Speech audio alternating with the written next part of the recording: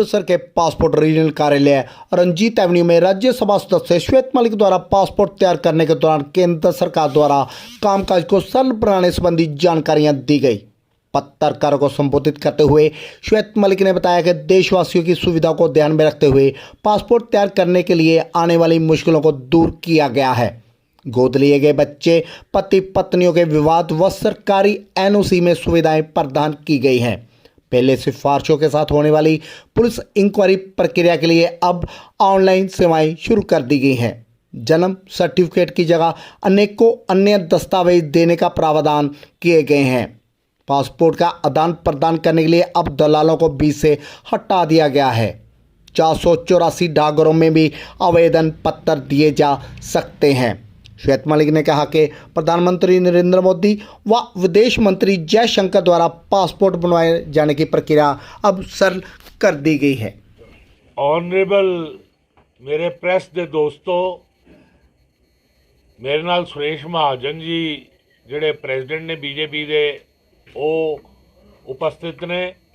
उन्हां दे नाल साडे प्रदेश कार्यकारिणी के सदस्य श्री रजिंदर महाजन पप्पू जी, साडे शहर के vice president doctor Harvinder Sandhu ji, उन्हां दे नाल साडे साबका joint secretary Punjab BJP Sarwan Nayyar ji, साडे युवा मोर्चा अमृतसर के अध्यक्ष जिहड़े ने वो गौतम अरोड़ा जी, साडे इस मंडल के अध्यक्ष मोनू महाजन जी और आशीष जी, कपिल जी साडे जिहड़े मंडल के अध्यक्ष और पूर्व प्रदेश कार्यकारिणी सदस्य ने वो भी उपस्थित ने।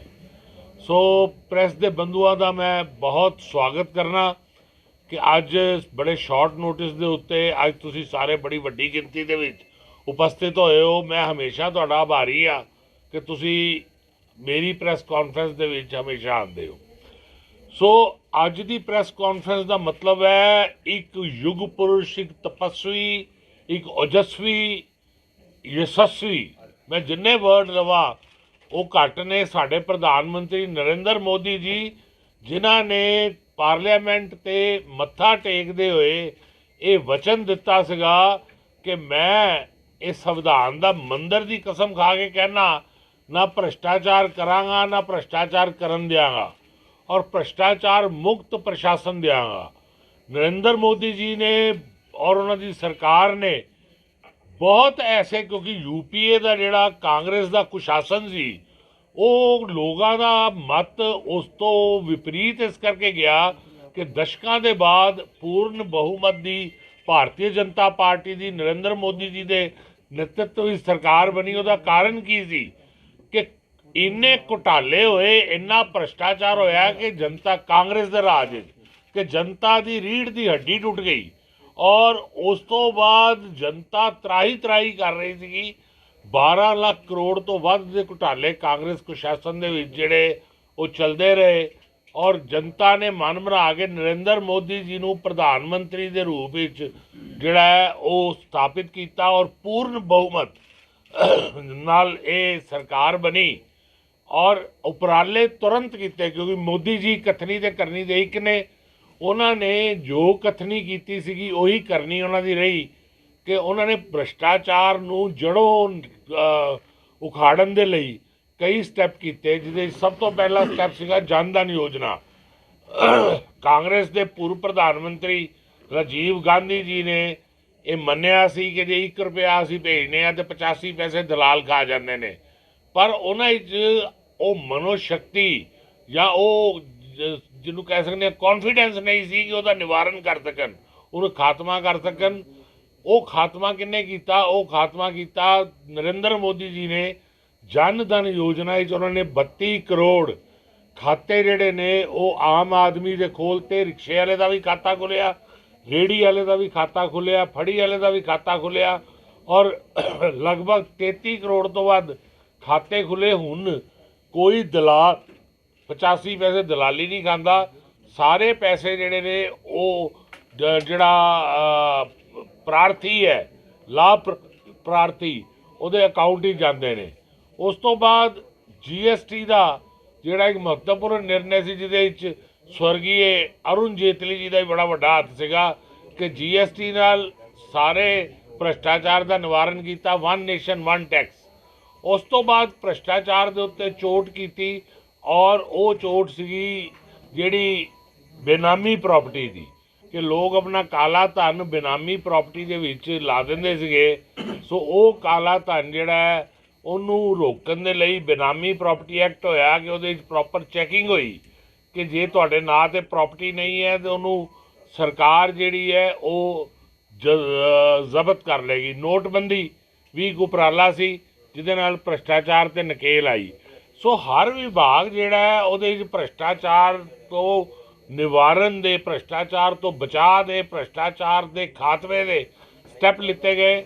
ਸੋ ਇਸੇ ਤਰ੍ਹਾਂ ਇੱਕ ਪਾਸਪੋਰਟ ਕਾਰਿਆਲੇ ਹੈ ਕਿ ਪਾਸਪੋਰਟ ਦੇ ਮੈਂ ਦਿਨ ਤੁਹਾਨੂੰ ਯਾਦ ਕਰਾਵਾਂਗਾ ਹੁੰਦੇ ਸੀਗੇ, ਉਹ ਬੜੇ ਕੰਪਲਿਕੇਟਿਡ ਕੇਸਿਸ ਹੁੰਦੇ ਸੀਗੇ ਕਿ ਅਡੋਪਸ਼ਨ ਜਿਸ ਵੇਲੇ ਅਸੀਂ ਕਰ ਲੈਂਦੇ ਸੀ ਕਿਸੇ ਬੱਚੇ ਦੀ, ਤੇ ਉਹਦੇ ਲਈ ਕਈ ਤਰ੍ਹਾਂ ਦੇ ਡਾਕੂਮੈਂਟ ਮੰਗੇ ਜਾਂਦੇ ਸੀ ਪਾਸਪੋਰਟ ਕਰਨ ਦੇ, ਕਿ ਗੋਦ ਲਿੱਤੇ ਬੱਚੇ ਦੇ ਪੇਰੈਂਟਸ ਕਿਹੜੇ ਨੇ, ਕੌਣ ਸੀ, ਉਹਦੇ ਕੀ ਬੈਕਗਰਾਊਂਡ ਸੀ।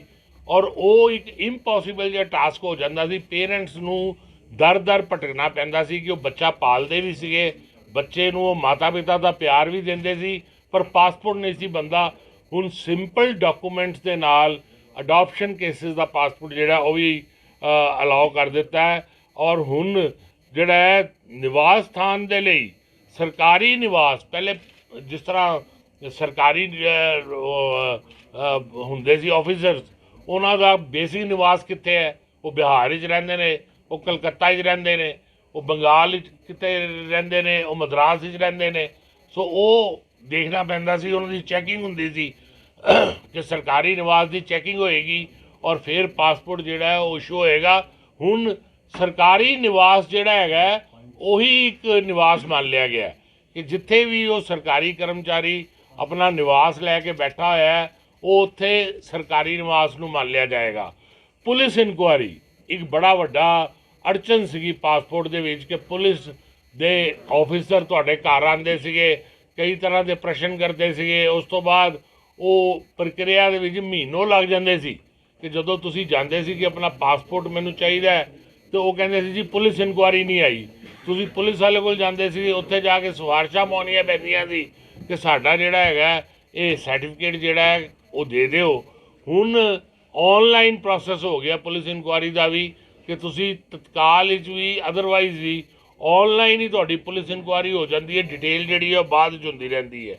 ਔਰ ਡਿਜੀਟਲ ਲੋਕਰ ਅੱਜ ਕੱਲ੍ਹ ਗਵਰਨਮੈਂਟ ਨੇ, ਤੁਹਾਨੂੰ ਪਤਾ ਹੈ ਕਿ ਹਰ ਨਾਗਰਿਕ ਨੂੰ ਇਹ ਸੁਵਿਧਾ ਦੇ ਦਿੱਤੀ ਹੈ ਕਿ ਤੁਸੀਂ ਜਿੰਨੇ ਆਪਣੇ, ਇੱਕ ਤਾਂ ਲੋਕਰ ਹੁੰਦਾ ਨਾ ਜਿਹੜਾ ਅਸੀਂ ਬੈਂਕ 'ਚ ਲੋਕਰ ਲੈਂਦੇ ਹਾਂ ਜੀ, ਇੱਕ ਲੋਕਰ ਹੈ ਜਿਹੜਾ ਮੋਬਾਈਲ ਦਾ ਲੋਕਰ ਹੈ, ਉਹਨੂੰ ਅਸੀਂ ਡਿਜੀਟਲ ਲੋਕਰ ਕਹਿੰਦੇ ਹਾਂ। ਉਹ ਮੋਬਾਈਲ ਦੇ ਵਿੱਚ ਹੀ ਤੁਹਾਡਾ ਬੈਂਕ ਅਕਾਊਂਟ, ਤੁਹਾਡਾ ਪਾਸਪੋਰਟ ਨੰਬਰ, ਤੁਹਾਡਾ ਡਰਾਈਵਿੰਗ ਲਾਇਸੈਂਸ, ਤੁਹਾਡੇ ਪਰਟੀਕੂਲਰਸ, ਤੁਹਾਡਾ ਬਰਥ ਸਰਟੀਫਿਕੇਟ, ਇਹ ਸਾਰੀ ਚੀਜ਼ਾਂ ਜਿਹੜੀਆਂ ਹੈਗੀਆਂ ਨੇ ਉਹਦੇ ਵਿੱਚ ਲਾਗੂ ਹੋ ਜਾਂਦੀਆਂ ਨੇ। ਸੋ ਉਹ ਵੀ ਸਰਲੀਕਰਨ ਕਰਤਾ ਗਿਆ ਕਿ ਜਿਨ੍ਹਾਂ ਕੋਲ ਡਿਜੀਟਲ ਲੋਕਰ ਹੈਗਾ ਉਹ ਸਾਰੀ ਜਿਹੜੀ ਜਾਣਕਾਰੀ ਹੈ ਪਾਸਪੋਰਟ ਆਫਿਸ ਡਿਜੀਟਲ ਲੋਕਰ ਤੋਂ ਉਹ ਜਾਣਕਾਰੀ ਲੈ ਲਏਗਾ। ਔਰ ਇੱਕ ਹੋਰ ਬੜੀ ਵੱਡੀ ਅੜਚਨ ਆਉਂਦੀ ਸੀ ਪਾਸਪੋਰਟ ਦੀ, ਜਨਮ ਸਰਟੀਫਿਕੇਟ। ਸੋ ਜਨਮ ਸਰਟੀਫਿਕੇਟ ਜਿਹੜਾ ਸੀਗਾ ਉਹ ਕਈ ਤਰ੍ਹਾਂ ਦੇ ਮਤਲਬ ਉਹਦੇ ਲਈ ਇੱਕੋ ਡਾਕੂਮੈਂਟ ਸੀਗਾ ਤੁਹਾਡਾ ਮੈਟ੍ਰਿਕ ਦਾ ਸਰਟੀਫਿਕੇਟ। ਹੁਣ ਕਿਸੇ ਦਾ ਮੈਟ੍ਰਿਕ ਦਾ ਸਰਟੀਫਿਕੇਟ ਜਿਹੜਾ ਨਹੀਂ ਬਣਿਆ ਜਾਂ ਮੈਟ੍ਰਿਕ ਉਹਨੇ ਨਹੀਂ ਕੀਤੀ ਤਾਂ ਉਹਨੂੰ ਕਈ ਤਰ੍ਹਾਂ ਦੇ ਸਰਟੀਫਿਕੇਟ ਦੇਣੇ ਪੈਂਦੇ ਸੀ ਆਪਣਾ ਜਨਮ ਸਰਟੀਫਿਕੇਟ ਘੋਸ਼ਿਤ ਕਰਨ ਲਈ। ਸੋ ਉਹ ਪ੍ਰਕਿਰਿਆ ਦੇ ਵਿੱਚ ਲਗਭਗ 15 ਐਸੇ ਡਾਕੂਮੈਂਟ ਕਰਤੇ ਨੇ ਸਰਕਾਰ ਨੇ ਜਿਹੜੇ ਕਿ ਜਨਮ ਸਰਟੀਫਿਕੇਟ ਦੇ ਬਦਲੇ ਦਿੱਤੇ ਜਾ ਸਕਦੇ ਨੇ। ਕਿ ਤੁਸੀਂ ਵਾਅਦੇ ਨਹੀਂ ਹੈ ਕਿ ਜਨਮ ਸਰਟੀਫਿਕੇਟ ਦਿਓ, ਉਹ 15 ਡਾਕੂਮੈਂਟਾਂ ਜੋ ਕੋਈ ਵੀ ਡਾਕੂਮੈਂਟ ਤੁਸੀਂ ਦੇ ਦਿੰਦੇ ਹੋ ਤੁਹਾਡਾ ਜਨਮ ਦਾ ਸਰਟੀਫਿਕੇਟ ਹੀ ਮੰਨਿਆ ਜਾਏਗਾ। ਤਾਂ ਮੇਰੇ ਕਹਿਣ ਦਾ ਮਕਸਦ, ਮੇਰੇ ਕਹਿਣ ਦਾ ਮੰਤਵ ਇਹ ਹੈ ਕਿ ਇਹ ਸਰਕਾਰ ਲੋਕਾਂ ਦੀ ਸਰਕਾਰ ਹੈ, ਇਹ ਸਰਕਾਰ ਗਰੀਬ ਦੀ ਸਰਕਾਰ ਹੈ। ਮੋਦੀ ਸਰਕਾਰ ਆਮ ਆਦਮੀ ਦੀ ਸਰਕਾਰ ਹੈ।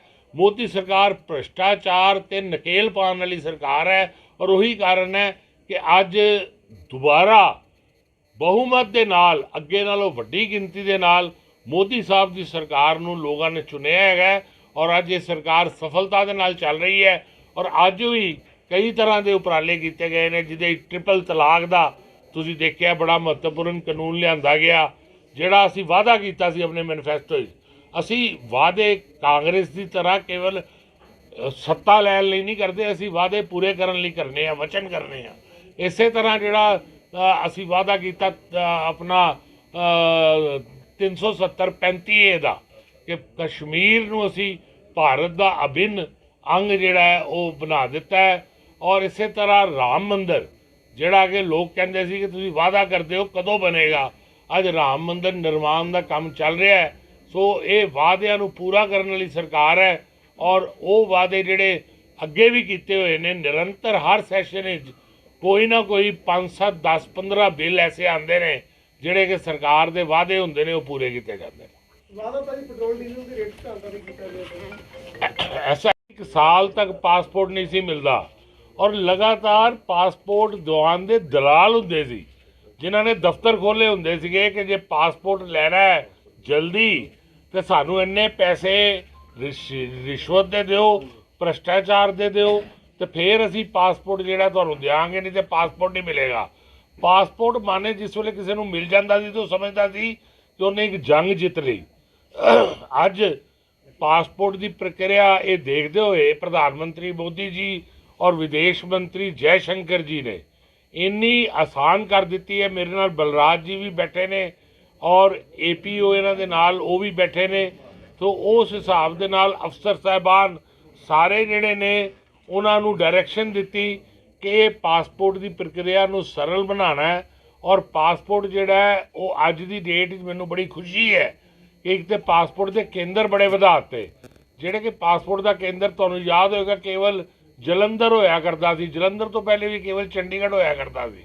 ਅੱਜ ਪਾਸਪੋਰਟ ਦੇ ਹਜ਼ਾਰਾਂ ਕੇਂਦਰ ਜਿਹੜੇ ਨੇ ਉਹ ਖੁੱਲ੍ਹ ਚੁੱਕੇ ਨੇ ਜਿੱਥੇ ਤੁਸੀਂ ਪਾਸਪੋਰਟ ਅਪਲਾਈ ਕਰ ਸਕਦੇ ਹੋ ਔਰ ਪਾਸਪੋਰਟ ਤੁਹਾਨੂੰ ਮਿਲ ਜਾਏਗਾ। ਔਰ ਕੁਝ ਦਿਨਾਂ ਦੇ ਵਿੱਚ ਹੀ, ਹਫ਼ਤੇ ਦੇ ਵਿੱਚ ਵੀ ਪਾਸਪੋਰਟ ਮਿਲ ਜਾਂਦਾ, 5 ਦਿਨ ਦੇ ਵਿੱਚ ਵੀ ਪਾਸਪੋਰਟ ਮਿਲ ਜਾਂਦਾ। ਸੋ ਮੇਰੀ ਅੱਜ ਦੀ ਜੋ ਤੁਹਾਡੇ ਨਾਲ ਇਹ ਫੇਰੀ ਹੈ ਉਹ ਇਹ ਹੈ ਕਿ ਕਥਰੀ ਤੇ ਕਰਨੀ ਕਿ ਜੋ BJP ਹੈ ਕਿ ਉਹ BJP ਦਾ ਇੱਕੋ ਹੀ ਸਿਧਾਂਤ ਹੈ, BJP ਦੇ ਪ੍ਰਧਾਨ ਮੰਤਰੀ ਦਾ ਇੱਕੋ ਸਿਧਾਂਤ ਹੈ ਕਿ ਅਸੀਂ ਭ੍ਰਿਸ਼ਟਾਚਾਰ ਨੂੰ ਇਸ ਦੇਸ਼ 'ਚੋਂ ਖਤਮ ਕਰਨਾ ਹੈ। ਸੋ ਉਹਦੇ ਸਿਲਸਿਲੇ ਦੇ ਵਿੱਚ ਮੈਂ ਤੁਹਾਨੂੰ ਤੱਥਿਆਂ ਦੇ ਨਾਲ ਗੱਲ ਕਰਾਂਗਾ। ਇਹ ਗੱਲ ਕੇਵਲ ਭਾਸ਼ਣ ਦੀ ਨਹੀਂ ਮੈਂ ਕੀਤੀ, ਤੱਥੇ ਤੁਹਾਨੂੰ ਰਿਟਨ ਰੂਪ ਵਿੱਚ ਅਸੀਂ ਪਹੁੰਚਾ ਦੇਵਾਂਗੇ ਸਾਰੇ ਕਿ ਪਹਿਲੇ ਕੀ ਸੀਗਾ ਕਿ ਪਾਸਪੋਰਟ ਜਿਹੜਾ ਹੈ ਨਾ ਹੁਣ ਤੁਸੀਂ ਕਿਤੇ ਵੀ ਆਵੇਦਨ ਕਰ ਸਕਦੇ ਹੋ। ਪਹਿਲੇ just a minute,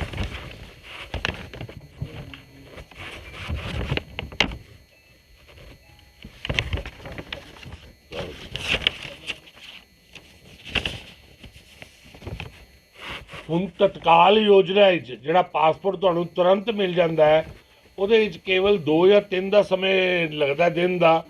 PAN card, voter card, सार्वजनिक क्षेत्र के उपक्रमों, स्थानीय निकायों, सार्वजनिक कंपनी द्वारा फोटोयुक्त सरकारी पहचान पत्र, अनुसूचित जाति, जनजाति, अन्य पिछड़ा वर्ग का प्रमाण पत्र, हथियारी लाइसेंस, पेंशन दस्तावेज स्वयं रद्द ना किया हो, कोई भी तुसी डॉक्यूमेंट देंदे हैगे हो तो तुहानू पासपोर्ट मिल जाता है।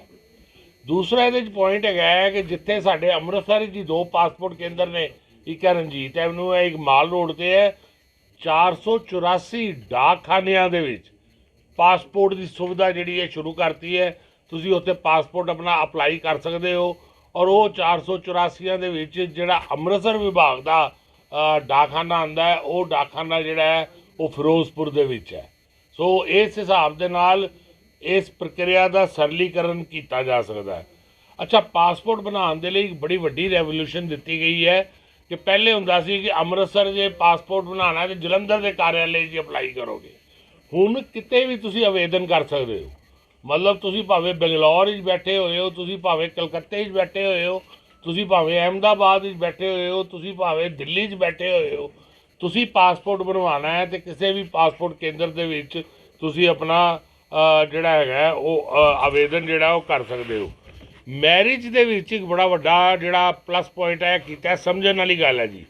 पहले की सी कि एक कपल जिहदा डिवोर्स का केस चल जाता सीगा, उहनूं पासपोर्ट नहीं सी मिलता, उहनूं ये कहा जाता सी कि जो तुहाडा डिवोर्स का केस खत्म होएगा, जिस वेले डिवोर्स जिहड़ा है तुहाडा ऑन लिस्ट हो जाएगा, उस वेले पासपोर्ट मिलेगा। हुण पासपोर्ट एक इन्ना जरूरी डॉकूमेंट है कि जिहड़ा किसी नूं किसी लिए भी जरूरत पै सकती है। सो गवर्नमेंट ने इसका सरलीकरण करता, हुण ऐसा कुछ नहीं है।